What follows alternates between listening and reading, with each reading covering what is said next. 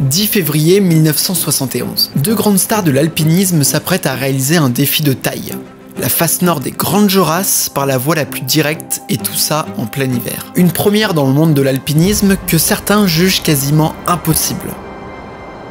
Mais cet exploit sportif va rapidement tourner au drame, puisque les deux hommes vont se retrouver bloqués des semaines sur la paroi à plus de 4000 mètres d'altitude. Aujourd'hui, je vais vous raconter l'histoire qui a marqué à jamais le monde de l'alpinisme. L'histoire du célèbre alpiniste René Desmaisons avec son récit 342 heures dans les Grandes Jorasses.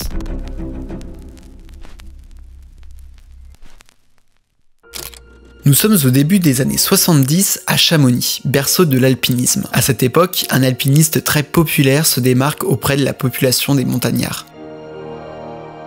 Son nom, René Desmaisons, né en Dordogne, une quarantaine d'années, guide de haute montagne à qui tout réussit. Il a déjà accompli des grandes premières dans les Alpes et même en Himalaya, et lui sa spécialité c'est de faire des ascensions en plein hiver. C'est ce que l'on appelle des ascensions hivernales. Au début des années 70, René Desmaisons devient une véritable star auprès de la population locale. L'un des premiers gros alpinistes à autant communiquer autour de ses exploits, et ainsi vendre son personnage comme étant un explorateur et aventurier des temps modernes.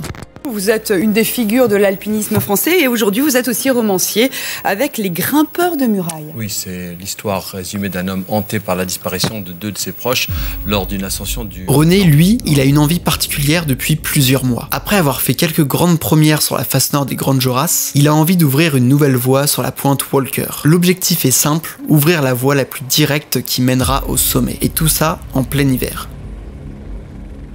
Et pour rappel, la face nord des Grandes Jorasses est très certainement le sommet le plus difficile des Alpes. Situé à 4210 mètres d'altitude, sa paroi vertigineuse de 1300 mètres a fait connaître bien des difficultés à tout alpiniste s'étant essayé à gravir ce sommet. Une première donc que beaucoup jugent irresponsable et extrêmement dangereuse pour toute personne s'essayant à cette voie. Mais René Desmaisons ne l'entend pas ainsi et veut ajouter cette performance à son palmarès de grimpeur déjà bien rempli. Il décide de s'associer avec le jeune aspirant guide Serge Gousseau. Serge Gousseau, qui était un garçon athlétique, un très fort alpiniste, puisqu'il était sorti 3e au stage de guide. Il avait une très grande connaissance de la montagne et c'est un grimpeur de très haut niveau. Il avait ouvert des voies extrêmement difficiles dans les gorges du Verdon. Et j'ai trouvé que c'est un garçon qui est tout à fait à la hauteur pour s'engager dans une telle paroi. Il a déjà fait la face nord des Grandes Jorasses et devient très intéressé par le projet de Desmaisons. Desmaisons accepte sa compagnie et voici les deux alpinistes qui s'en vont vivre une aventure qui marquera à jamais l'esprit des grimpeurs.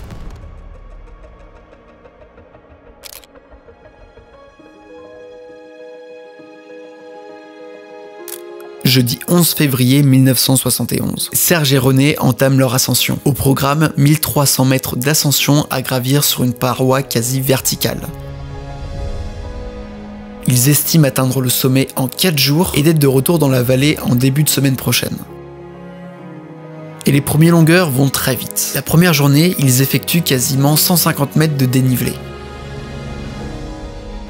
Ils sont assez chargés avec des sacs à dos de 10 kg, mais malgré ça, la forme est bien présente. Mais très vite dans la première journée, le niveau d'escalade de la paroi est véritablement plus difficile que prévu. Alors que Desmaisons et Gousseau s'attendaient à grimper avec aisance, ils se retrouvent assez vite surpris par la présence d'une importante couche de glace sur le long de la paroi. À vrai dire, même si les conditions ne sont pas les plus optimales pour faire une ascension, c'est ce qu'ils sont venus chercher en escaladant les Grandes Jorasses en plein hiver. Chercher la difficulté d'une ascension pour en faire une première historique dans le monde de l'alpinisme.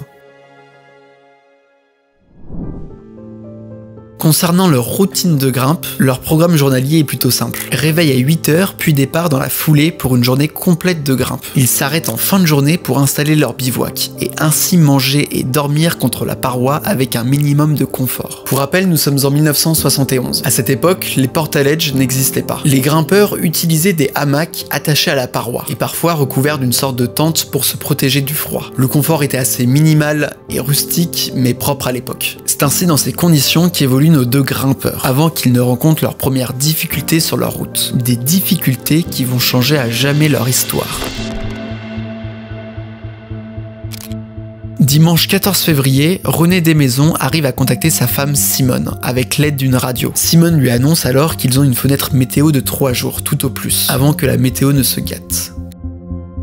Mais que faire? Renoncer pendant qu'il en est encore temps ou continuer en sachant qu'atteindre le sommet en 3 jours est tout à fait possible compte tenu de leur capacité? À ce moment-là, Serge et René n'imaginent même pas un instant retourner chez eux. Ils sont en parfaite condition physique et atteindre le sommet en 3 jours est largement faisable.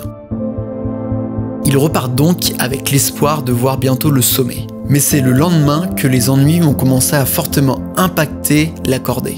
Lundi 15 février, le brouillard se fait de plus en plus présent sur la paroi. Et s'ajoutent à cela les rafales de vent qui les déstabilisent constamment. Bref, les deux alpinistes commencent également à subir physiquement. Leurs mains commencent à leur faire de plus en plus mal, car ils sont obligés de grimper sans gants pour tenir au mieux les prises sur la roche. Résultat, des mains couvertes de bleu, de sang et de cornes. Ils arrivent cependant à garder un rythme de progression assez efficace, puisqu'ils ne sont qu'à 300 mètres du sommet. J'ai vu au moment qu'il est fatigué, qu'il a eu du mal, j'ai vu à un moment la peau qui partait de ses doigts, j'avais jamais vu ça, un gant, moi j'avais pris mon foulard de soie, j'avais enveloppé la main, et quand j'ai vu cette main et que la tempête est arrivée, là j'ai compris que ça se passait très mal, que c'était le drame qui arrivait et qu'on risquait d'y rester tous les deux.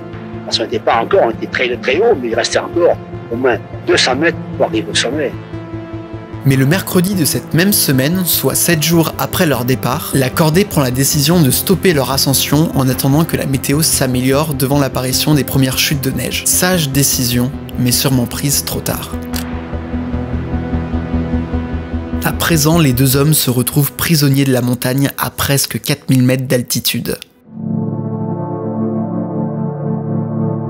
Ils installent leur bivouac en urgence devant l'apparition d'une tempête de neige, mais malheureusement pas moyen d'installer la tente de protection pour se protéger de la neige et du vent. René se sacrifie et la donne à son coéquipier Serge Gousseau. Le lendemain, après une nuit très éprouvante, René décide d'atteindre le sommet dans la journée. Pour lui, c'est la seule solution pour ressortir d'ici vivant. Mais il n'en saura rien de tout ça. Serge a sa main complètement gelée, impossible pour lui de dépitonner et d'assurer René sur la paroi. Et à partir de ce moment-là, Serge Gousseau refusera de faire un seul mouvement de plus. Il restera alors à jamais sur cette paroi, au détriment de la volonté de son collègue René Desmaisons.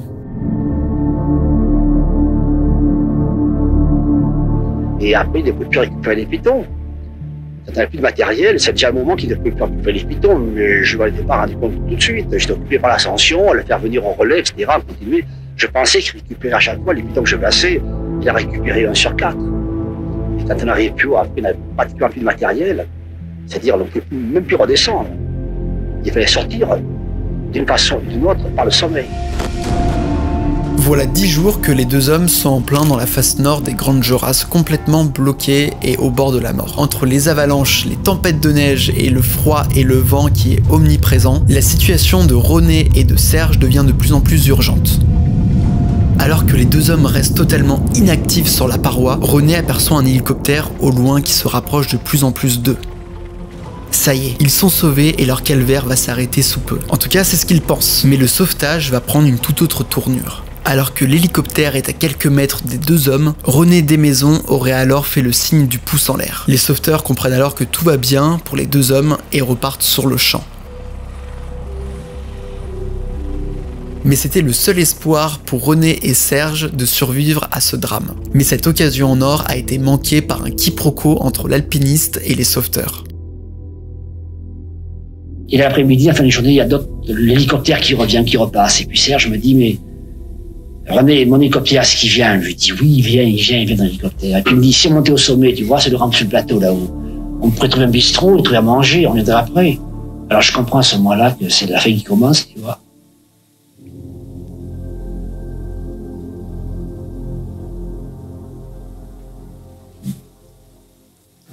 Et puis au moins il me dit, René, mais est-ce que tu as demandé au pilote? Il se passe encore long moment, il me dit, est-ce que tu as demandé au pilote si mon hélicoptère arrivait? Je lui dis oui, je vais demander. Il m'a dit que le tien, derrière, il arrivait là-bas.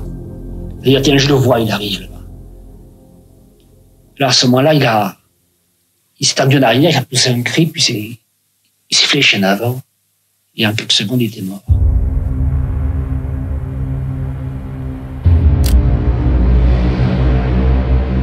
À présent, René peut définitivement rejoindre le sommet et partir de la paroi des Grandes Jorasses. Mais complètement à bout de force, il restera au même endroit pendant 4 jours supplémentaires.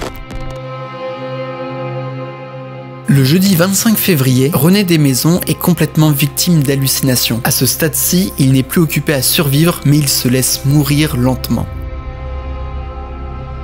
Il entend cependant des voix lointaines qui viennent jusqu'à lui. Persuadé qu'il s'agit d'hallucinations, il n'y prête pas plus d'importance que ça. Mais pourtant il s'agit bien du PGHM de Chamonix, qui est venu le sauver et l'emmener à l'hôpital.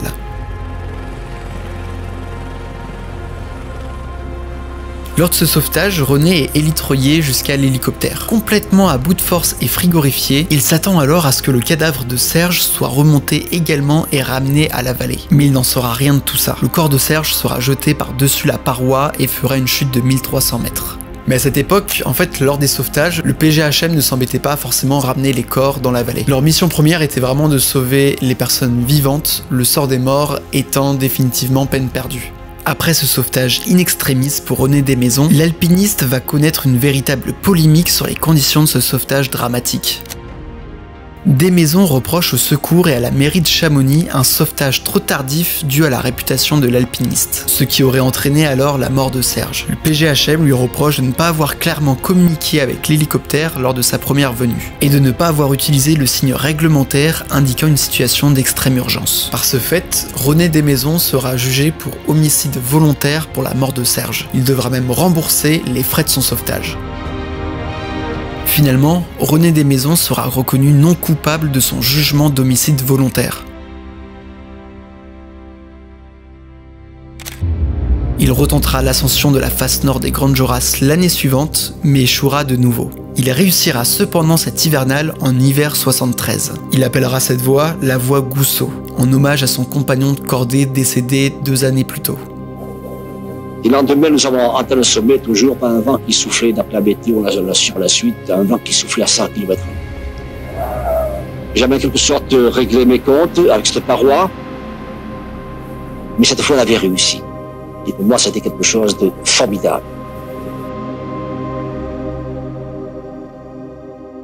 Mais cette tragédie aura permis d'apporter en fait le principe de gratuité lors de ces opérations de sauvetage. Désormais, toute personne ayant recours au secours du PGHM ne se verra pas adresser une note de facture pour les frais occasionnés. Et c'est en grande partie dû à cette histoire et aux polémiques qui ont précédé après ce drame. Il va même écrire quelques années après ce livre 342 heures dans les Grandes Jorasses, où en fait il va revenir vraiment en détail sur l'histoire de ce drame et sur les conditions de sauvetage. Et vraiment je vous le recommande parce que c'est super intéressant, super complet et ça permet de mieux comprendre l'alpinisme de l'époque. Et j'espère sinon que cet épisode vous aura intéressé, peut-être un petit peu plus différent que d'habitude, mais je pensais vraiment que cette histoire pourrait être intéressante à mettre en vidéo, et je vous donne rendez-vous très vite pour un nouvel épisode. A plus.